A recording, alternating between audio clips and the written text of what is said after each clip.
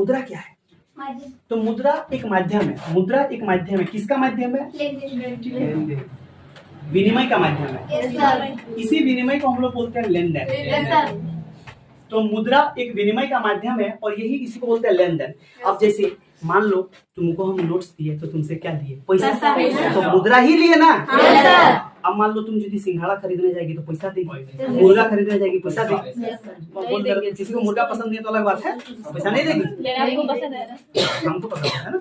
तो मुद्रा एक विनिमय का माध्यम, मुद्रा एक विनिमय का माध्यम है। ठीक है, ये एक विनिमय प्रक्रिया में मध्यवर्ती का काम करती है। किसका काम करती है? अब ध्यान समझना, ये मुद्रा मध्यवर्ती का कैसे काम करती है? मान लो सपोज दैट किसी को गेहूं, किसी के पास गेहूं है, क्या है? गेहूं। और उसको खरीदना है बकरा। दुर्गा पूजा आ गया, कितना है? बकरा। अच्छा काली पूजा आ गया तो काली पूजा में कितना है? बकरा।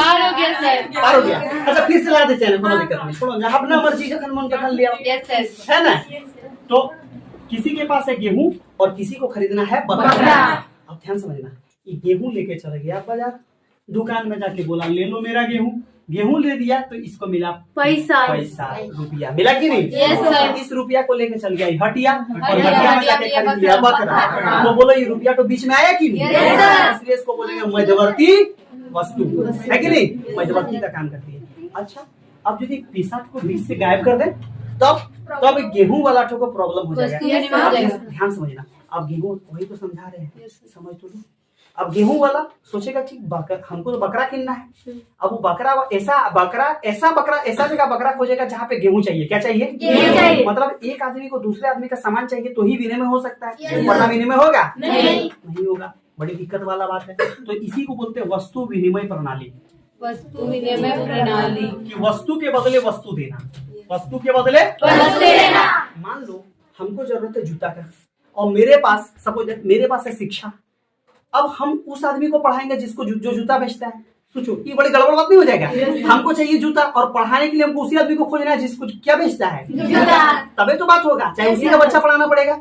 लेकिन जब पैसा का बात है तो क्या है कि हम तुमको भी पढ़ाएंगे तो पैसा मिलेगा, तो पैसा लेके जूता किन के लिए सकेंगे कि नहीं? तो मुद्रा वस्तु विनिमय प्रणाली की जो प्रॉब्लम है उसको सुलझा देती है। क्लियर है कि नहीं? तो मुद्रा क्या करती है? सोचा मुद्रा का बहुत फायदा भी है। जिससे देखो मान लो मुद्रा है, पैसा है, तो इस पैसा को हम एक जगह इकट्ठा भी जमा भी रख सकते हैं, नहीं रख सकते हैं? अब गेहूं, अब देखो मान लो मेरे पास 50 लाख रुपया, तो 50 लाख तक हम 50 साल तक भी जमा रख सकते हैं। लेकिन 50 किलो गेहूं है तो 1 साल 2 साल 3 साल से ज्यादा रखेंगे? रखेंगे क्या होगा? टमाटर है रखेंगे? नहीं रखेगा, पता चलेगा बिलाती सड़ गया। अरे होगा कि नहीं? तो हमको क्या रखना पड़ेगा? सॉस बना के। कहाँ से देख के आगे? वीडियो देख के आगे मेरा क्या? वो सब कंपटीशन में पढ़ाना है। क्या है वस्तु के लेन देन में ये आसानी करता है। किसमें? मुद्रा एक तो जमा रख सकते हैं, क्या रख सकते हैं? जमा। दूसरा वस्तु के लेन देन में आसानी होता है। वस्तु के लेने देने में क्या होता है? आसानी होता है। प्लस मुद्रा का और क्या काम हो सकता है बताओ? अरे मुद्रा का और क्या काम हो सकता है? सेवा प्राप्त करने में। क्या प्राप्त हो सकता है? सेवा। जैसे हम अभी पढ़ा रहे तो तुम पैसा दे रहे हो तब हमें सेवा मिल रहा है। तो सेवा प्राप्त करने में मान लो डॉक्टर के पास गए, डॉक्टर का फीस देना होगा, दवाई वाला, लेकिन डॉक्टर का फीस देना पड़ेगा कि? वकील के पास गए, 500 चाहे हजारों चाहे अलग लगेगा। अब मान लो किसी डॉक्टर के पास गए, उसका फीस देना पड़ेगा। वकील के पास गए तो वकील का बुद्धि लेने के लिए फीस देना पड़ेगा। तो सेवा के लिए फीस के रूप में ये दे सकते हैं कि नहीं? अब क्या 10 किलो चार टांग के ले जाएगा कि वकील को बोलेगा वकील साहब हमको बुद्धि दो लोग चार? ऐसा तो बात नहीं, पैसा तो ऐसा देगा पैसा। तो मुद्रा जमा के रूप में रख सकते हैं। मुद्रा वस्तु लेन देन में सहायक होता है। मुद्रा सेवा के लिए उपयोग होता है। किसके लिए? सेवा। मुद्रा को हम नकद के रूप में भी रख सकते हैं। किसके रूप में? नकद। अब कहीं भी जाएंगे तो पैसा लेके जाएंगे, जो सामान चाहिए वो खरीद लेंगे। मुद्रा हम भविष्य निधि के रूप में जमा भी रख सकते हैं। यहाँ बता दिए भविष्य निधि किसमें रख सकते हैं? भविष्य निधि के रूप में। और मुद्रा से किसी को ऋण भी दे सकते हैं। अरे दे सकते हैं कि नहीं? उधार दे सकते हैं। क्या दे सकते हैं? तो सबसे पहले मुद्रा क्या है? तो मुद्रा वस्तु विनिमय का एक माध्यम है। ठीक है, मुद्रा वस्तु विनिमय की जो प्रणाली है उसको सुलझाती है। प्रॉब्लम है, समस्या, उसको सुलझा देती है। मुद्रा का फायदा क्या है? तो इसको जमा रख सकते हैं, वस्तु लेन देन में सहायक है, सेवा दे सकते हैं, नगद के रूप में जमा रख सकते हैं और लोगों को ऋण दे सकते हैं। क्या यहाँ तक समझ में आया? ठीक है, वस्तु विनिमय प्रणाली है क्या? तो ध्यान समझना, वस्तु के बदले वस्तु का देना। और इसमें प्रॉब्लम क्या होता है कि एक वस्तु को जो वस्तु खरीदने के लिए चाहिए दूसरा को वही आना चाहिए तभी तो मिलेगा।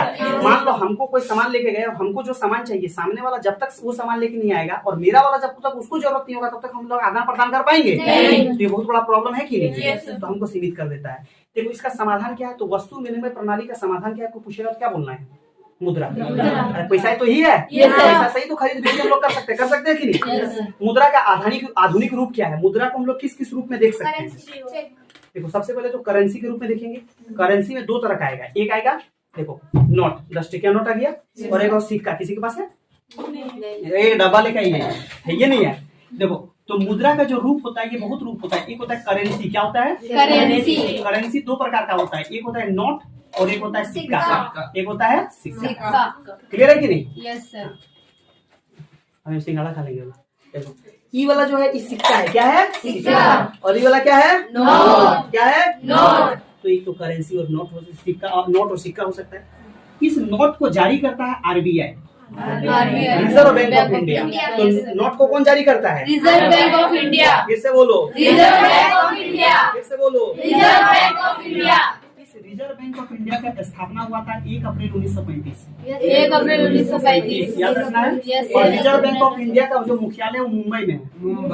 कहाँ पे है? मुंबई। आरबीआई दूसरे बैंकों को निगरानी रखता है कि दूसरा बैंक सही से काम कर रहा है। नहीं। 1 रुपए का जो सिक्का है, 1 रुपए का जो नोट है, सिक्का भी जारी करता है, और 1 रुपए का नोट, याद रखना है, 1 रुपए का नोट, इसको जारी करता है वित्त मंत्रालय। कौन करता है? वित्त मंत्रालय। यहाँ पे ये रखने वाला सर बंद क्यों कर दिया सिक्का? तो है? 1 रुपए का सिक्का बंद क्यों हो गया? बंद हो गया? नहीं कोई ले रहा था, बंद हो गया। ढेर सिक्का है तो लेगी, हम ला देंगे ढेर मेरे पास। नहीं सर, हम क्या करेंगे? तुम्हारे बंद नहीं हुआ है, नहीं है। बंद नहीं हुआ है। क्लियर है कि नहीं? तो आरबीआई हो गया। आरबीआई की स्थापना हुआ था 1 अप्रैल 1935। आरबीआई का बहुत सारा काम है। आरबीआई का सबसे पहला क्या काम है? नोट जारी करना। नोट कौन जारी करता है? आरबीआई। लेकिन किसके बोलने पे? सरकार के बोलने पे। अपने से आरबीआई भी नोट जारी नहीं कर सकता है। ठीक है। बैंक की जो, बैंक पर निगरानी कौन रखता है? आरबीआई। आरबीआई। बैंक पर निगरानी कौन रखता है? आरबीआई। ठीक है। बैंक किसको कर्ज दे रहा है, ऋण दे रहा है, उसको भी कौन देखता है? आरबीआई। उसी को बोलते हैं साख। क्या बोलते हैं? साख। जो ऋण देते हैं उसी को क्या बोलते हैं? साख। साख मतलब क्या होता है? जैसे देखो बैंक में जब तू ऋण लेने जाओगे तो बोलेगा घर का कागज है, रसीद है, गाड़ी का कागज है, बदले में ऋण देंगे, पैसा घुमा नहीं पाएगा तो तुम्हारा गड़िया ले जाएंगे, तुम्हारा जमीनवा बेच देंगे, तुम्हारा घर नीलामी कर देंगे, बोलता है कि नहीं? तो कागज मांगता है। तो जब हम लोग वैसा कागज नहीं दे पाते हैं बैंक के पास, तो बैंक हमको ऋण देता नहीं है। तो जब बैंक हमको ऋण नहीं देता है तो हम लोग जाते हैं दोस्त को फोन करते हैं, दोस्त 5,000 टका। तो दोस्त बोलता है 5,000 देंगे, 7,000 लेंगे। बोलो चाहिए, अब जरूरी है तो मांग लेंगे, है ना? तो बोले ठीक है दे दो 5,000। अब 5,000 जैसे हम लोग उससे ले लिए दोस्त से, या गांव में देखिएगा कोई भी किसान है, उसके पास पैसा नहीं है, और वो किसान ठीक है किसी साहूकार से जो वहां पे बहुत पैसा वाला है उससे 5,000 रुपया ऋण ले लिया। अपना खेत में धान बोया, धान मर गया, धान मर गया, उसके पास पैसा नहीं है, और धान भी हुआ भी तो इतना नहीं हुआ कि वो अपना घर का परिवार चला पाए। तो ये 5,000 तो छोड़ो, वो किसान फिर बोला जाके उस साहूकार से कि साहूकार पिछला बार का तो 5,000 टका तो दे देंगे, इस बार और थोड़ा दीजिए, क्योंकि इसको आशा है कि इस बार अच्छा खेती होगा। फिर 5,000 लिया, इस बार भी खेती नहीं हुआ, अगली बार भी खेती होगा, ठीक है, इसकी कोई गारंटी नहीं। तो 10,000 फंस गया कि नहीं? तो किसी को बोलते हैं ऋण जाल में फंस जाना, कि एक बार, हाँ ऋण जाल, कि एक बार ऋण लेने के बाद उसको वापस नहीं कर पाना और फिर उसी जाल में फंस जाना, इसको क्या बोलते हैं? ऋण जाल। क्या बोलते हैं? ऋण जाल। क्या बोलते हैं? ऋण जाल। क्या बोलते हैं? ऋण जाल। क्या बोलते हैं? ऋण जाल। क्या बोलते हैं? ऋण जाल। क्या बोलते हैं? ऋण जाल। आरबीआई का सबसे पहला काम बताओ, सरकार की ओर से मुद्रा जारी करता है, ठीक है, बैंक और समितियों की कार्य प्रणाली पर नजर रखता है, ब्याज की दरों और ऋण की शर्तों पर निगरानी रखता है, बैंक के नगद शेष की उसकी सूचना रखता है कि बैंक के पास कितना जमा है, आरबीआई को सूचना रहता है। किसको? आरबीआई। ऋण किस प्रकार वितरित करना है इसकी नजर कौन रखता है? आरबीआई। क्लियर है कि नहीं? Yes, sir. अब देखो ध्यान समझना, यदि किसी के पास ज्यादा पैसा है, मान लो कोई आदमी है, कोई भी इंसान है आदमी, और इसके पास ज्यादा पैसा है, ठीक है, पैसा क्या है? ज्यादा। तो इस पैसा को बैंक में जमा कर देगा। कहाँ जमा कर देगा? बैंक में। बैंक में जमा कर दिया। तो जब आदमी के पास ज्यादा पैसा है तो बचत के रूप में कहाँ जमा किया? बैंक में। बैंक इसी पैसा को किसी को उधार दे देता है। क्या दे देता है? उधार। ऋण। और इस पे लेता है ब्याज। क्या लेता है? ब्याज। लेता है कि नहीं? Yes. और इस ब्याज को फिर इसको भी देता है, और इसके बीच में जो फायदा होता है इसको बैंक रख लेता है। मतलब समझो, मान लो हम बैंक में जमा किया अपना 5 लाख रुपया, तो बैंक उस 5 लाख रुपया को किसको दे दिया? किसी को उधारी दे दिया, उससे उसको आ रहा है इंटरेस्ट। मान लो 5 लाख रुपया में बैंक को मिल रहा है 1,000, कितना मिल रहा है? मानने के लिए बोल रहे हैं, तो हमको 5 लाख में देगा 500 और 500 अपने रख लेगा। क्लियर है कि नहीं? तो इसको हम लोग बोलते हैं बैंक में जमा। क्या बोलते हैं? बैंक में जमा। ठीक है। अब इस जमा राशि को हम जब चाहेंगे जाके मांग सकते हैं कि नहीं? Yes, बैंक से निकाल सकते हैं कि नहीं? Yes, तो इसको बोलते हैं मांग जमा। क्या बोलते हैं? मांग जमा। कि बैंक में जाके हम पैसा को क्या कर सकते हैं? निकाल सकते हैं। क्लियर है कि नहीं? Yes. लेकिन खाता भी बहुत तरह का होता है, तुमको 10 में नहीं पढ़ना है, 11 में पढ़ना है कि खाता कितने प्रकार का होता है। चालू खाता जो होता है वहां से हम लोग निकाल सकते हैं। या फिक्स डिपॉजिट कर देंगे तो पैसा निकाल नहीं सकते हैं, निकाल क्या नहीं सर। नहीं, और जाएगा बैंक में बोलेगा कल आना, जाओ आए नहीं देंगे, बोलता है कि नहीं? Yes. हाँ, तो ऐसे बात है।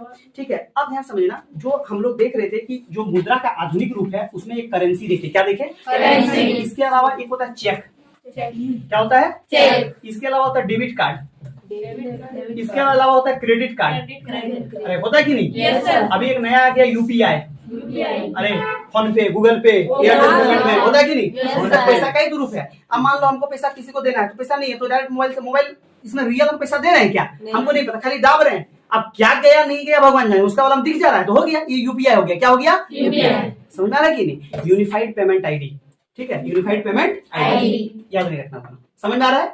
कोई कंफ्यूजन नहीं? जब भी हम देखेंगे चेक का बात करेंगे, ठीक है, तो चेक जो है तुम तो देखी होगी, चेक क्या होता है कि जो खाता कब खोलाता है तो उसको, जो इसके पास पैसा जमा रहता है उसको एक चेक बुक मिलता है। क्या मिलता है? चेक। और उसको एक ऐसा चेक मिलता है, ऐसे चेक रहेगा। क्या रहेगा? चेक। और इस चेक में ध्यान समझना, कोई भी रहेगा तो सबसे ऊपर उसका नाम रहेगा। Yes. तो इस चेक में सबसे ऊपर बैंक का नाम रहेगा। किसका नाम रहेगा? बैंक का। तो चेक के ऊपर में सबसे ऊपर किसका नाम रहता है? बैंक का। सबसे ऊपर चेक में किसका नाम रहेगा? बैंक का। बैंक का। बैंक का नाम के बाद बैंक का पता रहेगा कि कहाँ का बैंक है। क्लियर है कि नहीं? Yes, और sir. इसी पता में आईएफसी कोड रहता है। क्या रहता है? IFSC code. और यहाँ पे डेट भरना रहता है। क्लियर है कि नहीं? Yes, sir. किसी भी बैंक का चेक को देखोगे तो सबसे ऊपर में बैंक का नाम, आईएफसी कोड और डेट। फिर से बोलो, ऊपर में क्या क्या रहेगा?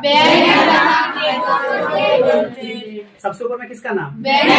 ये आईएफसी कोड तो पता, फिर क्या रहेगा? हैं? अब ध्यान सुनो, यहाँ पे एक ऐसा रहेगा लाइन, ठीक है, और यहाँ पे किसको देना है चेक तो उसका नाम लिखना होता है। ठीक है, कि किसको देना है। ठीक है, मान लो नाम के बाद नीचे रहता है पे, कि कितना पेमेंट करना है, कितना पेमेंट करना है। नाम के नीचे क्या रहता है? पे, कि कितना पेमेंट करना है। जितना पेमेंट देना हम लोग वहाँ लिखेंगे पेमेंट। ठीक है, यहाँ पे रहता है रुपया, यहाँ पे भी अमाउंट लिखने का ऐसा जगह रहता है। क्लियर है कि नहीं? क्या रहता है? रुपया। ठीक है, यहाँ पे लिखा रहता है अकाउंट नंबर। क्या लिखा रहता है? Account number. क्लियर है? Account number. और यहाँ पे लिखा रहता है चेक नंबर। चेक नंबर ऐसे करके यहाँ लिखा रहता है। ठीक है, और नीचे में यहाँ फिर लिखा रहता है। ठीक है, यहाँ जो ऐसे करके लिखा रहेगा दो वैसे लाइन के पहला 6 अंक, पहला 6। ठीक है, ऐसा जो रहेगा इसी को बोलते हैं चेक नंबर। क्या बोलते हैं? Check number. तो एग्जाम में पूछता है चेक नंबर कितना डिजिट का होता है? 6। अभी तो पहला 6 को अंक तो चेक नंबर है, तो चेक नंबर कितना डिजिट का होता है? 6। Check number 6। आप ध्यान समझना, ये चेक जब हम किसी को देंगे तो ये चेक किसका होता है? अकाउंट नंबर ऑलरेडी लिखा है। मान लो तुम बैंक में अकाउंट खुला है, तुम्हारे बैंक में पैसा है, तो यहाँ पे तुम्हारा नंबर लिखा रहता है, अकाउंट नंबर पहले से। ठीक है, और तुम किसी को पैसा देना चाहते हो तो यहाँ तुम उसका नाम लिख दो और जितना पैसा देना यहाँ लिख दो और उसको दे दो, तो इस चेक को लेकर बैंक में जमा देगा, उसको पैसा मिल जाएगा। लेकिन समझ लेना, चेक तो में थोड़ा सा भी काट कूट नहीं होना चाहिए। यदि काट कूट हुआ तो बैंक बोलेगा अरे ये तो घपला करने आया है, भाग भाग भाग, नहीं देगा पैसा। क्लियर है कि नहीं? दूसरा चीज, बहुत बार क्या होता है कि आदमी यहाँ पैसा भर दिया, यहाँ पैसा भर दिया, नाम नहीं लिखा, तो ये फिक तो ये सेल्फ चेक होता है कि जिसके हाथ में चेक तो रहेगा उसी को पैसा मिलेगा। अब ध्यान समझना, यदि किसी को चेक मिला है और उसमें नाम नहीं लिखा है और अमाउंट लिखा है, मस्त उसका चेक लेना रहेगा और उसे बैंक चल जाना, तुमको पैसा मिल जाएगा, कोई दिक्कत नहीं होगा। क्लियर है कि नहीं? या किसी का चेक बुक है, देख रहे हैं उसका अकाउंट में पैसा। सर ऐसे तो कोई भी किसी का पैसा निकाल सकता है। इसीलिए तो बुद्धि होना चाहिए, इसीलिए तो इकोनॉमिक्स पढ़ रहा है, ताकि बुद्धि हो, तुमको दिमाग हो, ताकि तुम्हारा पैसा दूसरा कोई ना निकाल ले। इसलिए चेक दूसरे को अड़वाक नहीं दे देना, कोई आगे मांग ले, देखना मुझे थोड़ा चेक देखने देना, हाँ ले लो ना, क्या है, तुम मेरा दोस्त है, जिगरी दोस्त, तुम मरो हम भी मरेंगे, तुम जियो, कुछ नहीं, चेक खा लेगा, घर से पार कर देगा। क्लियर है कि नहीं? मोबाइल, यूपीआई आईडी, इस सबसे तुरंत पैसा गायब किया जा सकता है। Yes. कभी भी किसी को पे भी भरोसा, खुद से ज्यादा यदि भरोसा हो, जो बहुत ईमानदार इंसान है, हम लोग जैसा, तो ये सेल्फ मेड चेक है। ये चेक यदि किसी को मिल गया और नाम नहीं लिखा है तो पैसा उसी का हो जाएगा। क्लियर है कि नहीं? अरे कोई दिक्कत नहीं आता? देखो, इसके बाद ध्यान समझना कि यहाँ तक समझ में आया? चेक समझ में आया? तो चेक में चेक नंबर कितना अंक का होता है? 6 अंक का। कितना अंक का? 6। आईएफसी कोड ऊपर की नीचू? ऊपर। अकाउंट नंबर हिंदे की हुंदे? अब ध्यान समझना, इसके बाद चेक के बाद ध्यान समझना, साख क्या होता है? साख मतलब होता है कि बैंक जब आपको ऋण देगी, बैंक क्या देगी? ऋण। तो बैंक जब आपको ऋण देगी तो वो बोलेगी कि हम ऐसे थोड़े ऋण दे देंगे, आपको कुछ कागज देना होगा। क्या देना होगा? कागज। कौन चीज का?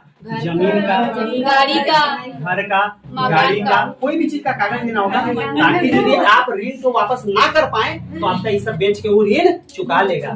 क्लियर है कि नहीं? तो इसी को बोलते हैं साख। क्या बोलते हैं? साख। ठीक है, क्या बोलते हैं? साख। ठीक है। ऋण का शर्त क्या होता है? तो ब्याज दर होता है ना, कि कितना वो इंटरेस्ट लेगा, कागज लेगा, ये सब ऋण का शर्त होता है। किसका शर्त होता है? ऋण का।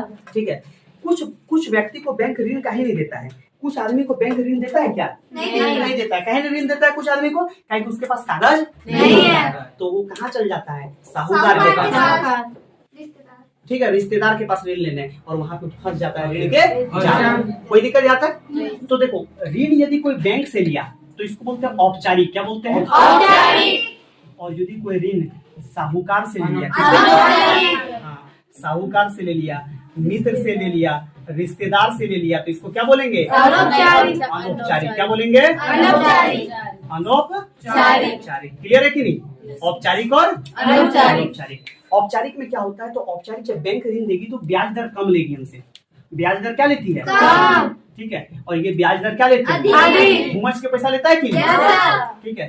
प्लस इसका व्यवहार, औपचारिक बैंक का व्यवहार ठीक होता है, अनौपचारिक में व्यवहार ठीक नहीं होता है। औपचारिक में ऋण लेने के लिए कागज का जरूरत पड़ता है। जरूरत पड़ता है कि नहीं? Yes, sir। अनौपचारिक में कागज चाहिए नहीं। तो बोलेगा, जब ऋण लेने जाओगे तो बोलेगा, अरे तुमको हम जानते हैं कितना आदमी को मदद की, तुम मदद क्या किया? अरे छोटा कहीं का 5,000 टका मेरा 7,000 ले रहा, तुम मदद किया है। मदद उसको बोलते हैं जो 5,000 का 5,000 ले। मदद सर, किसको ऐसा भी बोलते होता है। हैं? ऐसा भी होता तो होता है, तो हम उसको अनौपचारिक में थोड़ी पढ़ा रहे हैं, उसको इकोनॉमी से बात फेंक दो। समझा कि नहीं? है। Yes। हम ही नहीं बोल रहे दुनिया में खराब है, हम ही कदापि नहीं बोल रहे करोड़ों में को हम अपने आप को अच्छा गिने की नहीं, तुम भी अपने आप को गिन लो, कौन मना किया? ठीक है, गुस्सा है नहीं, सही। है ना? आता है तो आता है।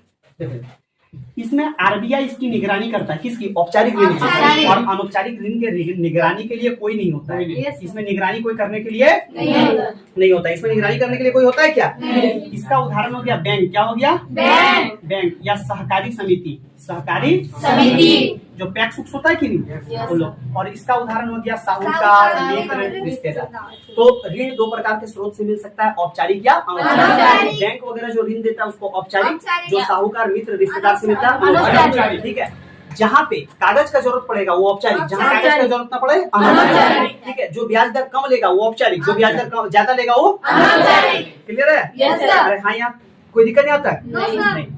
हुआ क्या कि बहुत जगह मतलब बहुत जगह देखो तो बहुत गरीबी बहुत ज्यादा था। बहुत ज्यादा क्या था? गरीबी बहुत ज्यादा। ठीक है। और ऐसे लोग थे जो मतलब बहुत ज्यादा गरीब हुआ करते थे, गरीब। और इतने गरीब थे कि उनके पास मतलब बिजनेस करने के लिए पैसा नहीं होगा, बिजनेस करने के लिए पैसा नहीं होगा।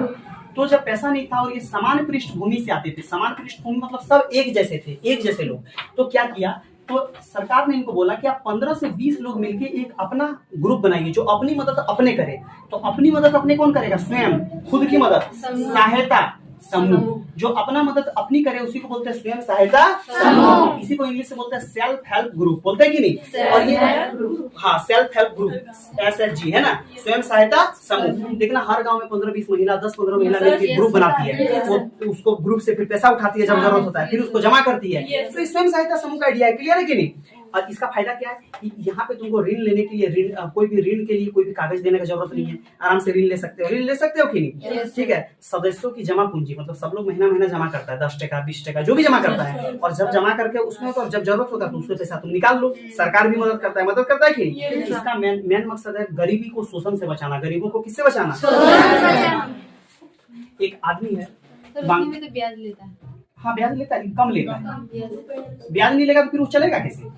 बांग्लादेश कौन है? बांग्लादेश के एक आदमी थे जिनका नाम था मोहम्मद यूनुस।